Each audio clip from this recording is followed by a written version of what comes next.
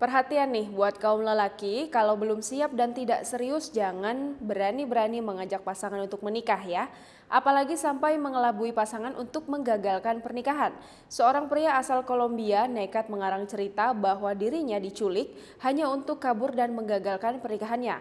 Padahal pemberkatan pernikahan itu sudah di depan mata. Alhasil pria tersebut dan teman-temannya terancam hukuman penjara.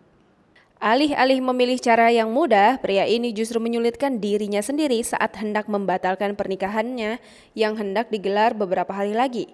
Dilansir sosok.id dari Auditi Sentral, ialah seorang pria berusia 55 tahun asal Kolombia.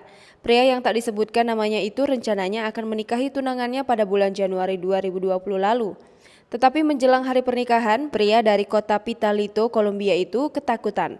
Karena itu ia mengaku kepada teman-temannya bahwa ia akan membatalkan pernikahannya itu hanya beberapa hari sebelum ijab qabul dilaksanakan. Calon pengantin pria dan teman-temannya pun langsung membuat skenario penculikan. Mereka kemudian menelpon polisi dan mengarang cerita tentang bagaimana sekelompok orang bersenjata yang mengendarai sepeda motor menculik sang calon pengantin.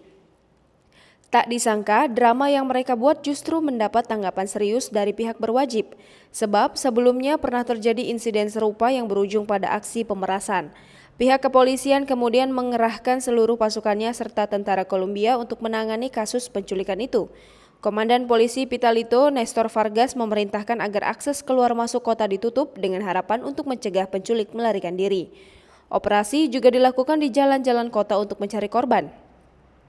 Melihat hal itu, teman-teman sang calon pengantin pria itu pun mengakui kebohongannya ke polisi. Pihak berwajib akhirnya memutuskan untuk merahasiakan identitas pria itu agar tak diamuk massa. Mengingat insiden ini adalah kedua kalinya pria itu meninggalkan calon istrinya di altar, calon pengantin pria dan teman-temannya pun terancam hukuman penjara hingga 6 tahun. Sayangnya, tak ada kabar baru yang melaporkan bagaimana nasib mereka kini. Menariknya, kasus serupa juga pernah terjadi pada 2014 silam, di mana seorang pria sampai harus memalsukan kematiannya agar tak jadi menikah dengan tunangannya.